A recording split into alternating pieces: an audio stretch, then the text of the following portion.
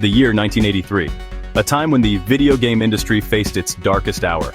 The market was oversaturated with poor quality games, leading to a massive loss of consumer confidence. The once thriving arcades were now ghost towns, and game stores were left with unsold inventory piling up. It seemed like the end of an era. The video game industry was in shambles. The infamous crash of 1983 had left a deep scar, with many companies going bankrupt and countless gamers feeling disillusioned. The golden age of gaming had come to a screeching halt, and the future looked bleak. The Atari had crashed and burned. Once a symbol of innovation and entertainment, Atari's downfall was a harsh reminder of the industry's volatility. Gamers who had once been loyal to the brand were now left with broken consoles and shattered hopes. Gaming was on life support. Then came Nintendo.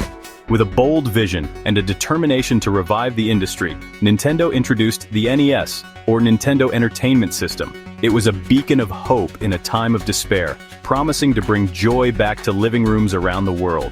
The NES revived the industry.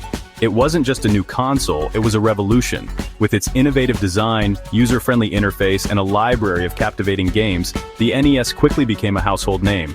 Families gathered around their TVs, rediscovering the magic of gaming. It brought us classics like Super Mario Bros. And The Legend of Zelda. These games weren't just popular, they were groundbreaking. They introduced new gameplay mechanics, captivating stories, and unforgettable characters that would become icons in the gaming world. But the 8-bit era was coming to an end. As technology advanced, gamers began to crave more.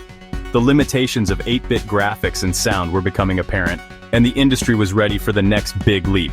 A new generation of consoles was on the horizon. Get ready for 16-bit. This new era promised richer graphics, more complex gameplay, and an overall enhanced gaming experience. The excitement was palpable as gamers eagerly anticipated the next wave of innovation. Two titans emerged, the Sega Genesis and the Super Nintendo. These consoles were more than just machines, they were symbols of a new era. Each had its own strengths, its own unique games, and its own loyal fanbase. What followed was a legendary rivalry.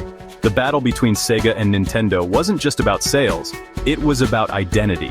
Gamers chose sides, and the competition fueled innovation and creativity in the industry. This was more than just a console war. It was a clash of cultures, a showdown of philosophies. Sega's edgy, rebellious image contrasted sharply with Nintendo's family-friendly approach, creating a dynamic and exciting landscape for gamers. It was a cultural phenomenon. Gamers were fiercely loyal. They wore their allegiance on their sleeves, literally with merchandise, posters, and heated debates. The passion was intense, and the community was vibrant. They debated the merits of each system with a passion usually reserved for sports teams. Every game release, every new feature was scrutinized and discussed. It was a time of fervent enthusiasm and spirited competition. The battle lines were drawn. Sega versus Nintendo. The rivalry defined an era, pushing both companies to innovate and improve. Gamers were the ultimate winners, enjoying a golden age of creativity and technological advancement. Only one could be the victor. But in the end, it wasn't just about winning or losing. It was about the journey, the memories, and the impact on the gaming world. The legacy of this rivalry continues to influence the industry to this day. Nintendo was the undisputed king. The NES dominated the 8-bit era. Sega knew they had to come out swinging. Their weapon of choice? Aggressive in-your-face marketing. Sega targeted Nintendo directly. They positioned the Genesis as the cooler, more mature console. Their slogan, "Genesis does what Nintendo don't." It was brash, it was provocative, and it worked. Sega tapped into a desire for something edgier, something different. Games like Altered Beast showcased the Genesis's power, but it was Sonic the Hedgehog who became the true icon. He was fast, he was cool, and he was everything Nintendo wasn't. On paper, the Genesis and Super Nintendo were closely matched. Both consoles had their unique strengths and weaknesses, making the competition between them fierce and exciting for gamers. The Genesis, known as the Mega Drive outside North America, was Sega's answer to Nintendo's dominance in the gaming market. It was designed to be a powerhouse, capable of delivering an arcade-like experience in the comfort of your living room. The Genesis boasted a faster processor, This Motorola 68,000 CPU clocked at 7.6 MHz, which was significantly faster than the SNES's Rico 5A22 processor. This speed advantage allowed the Genesis to handle more complex calculations and deliver a more responsive gaming experience. This resulted in smoother scrolling and faster gameplay. Games like Sonic the Hedgehog took full advantage of this, offering blistering speeds and fluid animations that captivated players and set a new standard for platformers. The Super Nintendo countered with a superior color palette and more advanced sound capabilities. The SNES could display up to 32,768 colors, compared to the Genesis's 512, allowing for richer, more vibrant visuals. Its Sony SPC 700 sound chip also provided superior audio quality, enabling more complex and immersive soundtracks. This allowed for more vibrant and immersive gaming experiences. Titles like The Legend of Zelda, A Link to the Past, and Super Metroid showcased the SNES's ability to create detailed, colorful worlds with atmospheric soundscapes that drew players in and kept them engaged for hours. Initially, the Genesis gained a foothold. Sega's aggressive marketing campaign, which included the famous "Genesis does what Nintendo don't" slogan, helped to position the console as a cooler, more mature alternative to the family-friendly Nintendo. This was due to its earlier release date and lower price point. The Genesis hit the market in 1989, 2 years before the SNES, giving it a head start in building a library of games and a loyal fan base. Its initial price of $189 was also more affordable compared to the SNES's launch price of $199. It appealed to a more mature audience with titles like Mortal Kombat. The Genesis version of Mortal Kombat retained the blood and gore that was censored in the SNES version, making it the preferred choice for older gamers seeking a more authentic arcade experience. However, Nintendo's dominance was not easily shaken. Despite Sega's early lead, Nintendo's strong brand loyalty and extensive library of beloved franchises kept the SNES competitive. The SNES had a secret weapon: Super Mario World. This flagship title, bundled with the console at launch, was a critical and commercial success, showcasing the SNES's capabilities and drawing in millions of players. This launch title was a masterpiece. Its innovative level design, charming graphics, and memorable music set a new benchmark for platformers, and solidified Mario's status as the king of video game mascots. It showcased the console's graphical prowess and cemented Nintendo's reputation for quality. The battle between the Genesis and the SNES was a defining moment in gaming history, pushing both companies to innovate and deliver some of the best games of the era. Exclusive games became the battleground for console supremacy. They were more than just entertainment. They were system sellers. Each console cultivated its own unique library of titles. These titles resonated with different types of players. Sega embraced its image as the edgier alternative. It offered arcade-perfect ports of Mortal Kombat and Street Fighter II. These games pushed the boundaries of violence and mature content. Nintendo, true to form, focused on family-friendly fare. It delivered classics like Super Mario World, The Legend of Zelda, A Link to the Past, and Super Metroid. These games defined the SNES as the console for polished, family-friendly experiences. Mascots and masterpieces: Sonic, Mario, and Donkey Kong. Every great console needs a mascot. Sega had Sonic, Nintendo had Mario.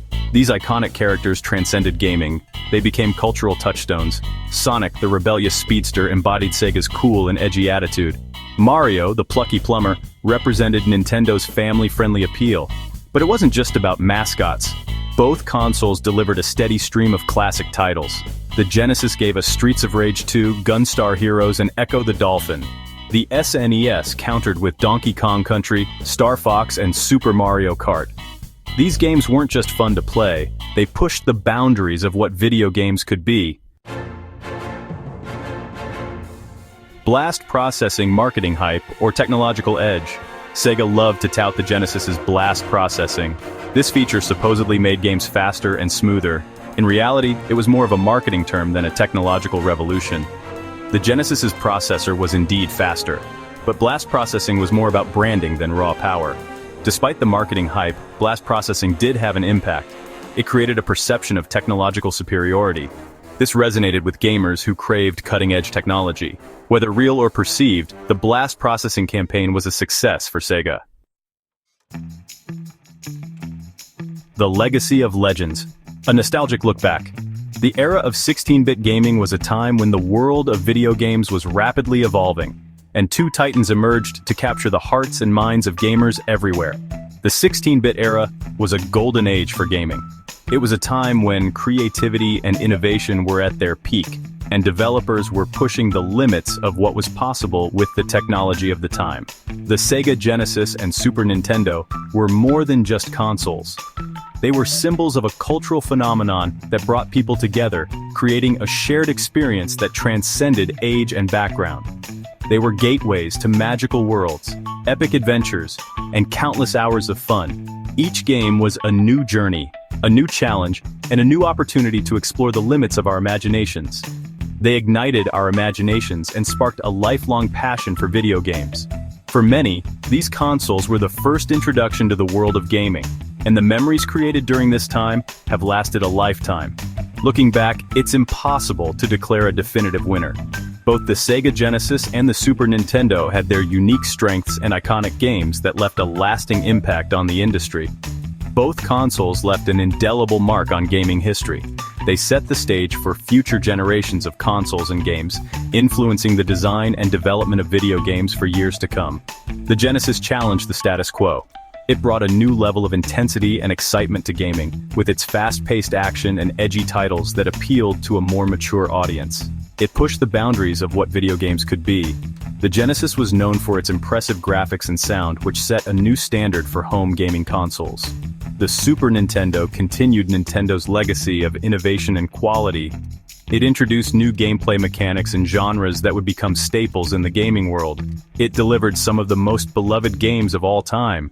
Titles like The Legend of Zelda, A Link to the Past, and Super Mario World are still celebrated today for their creativity, design, and enduring appeal.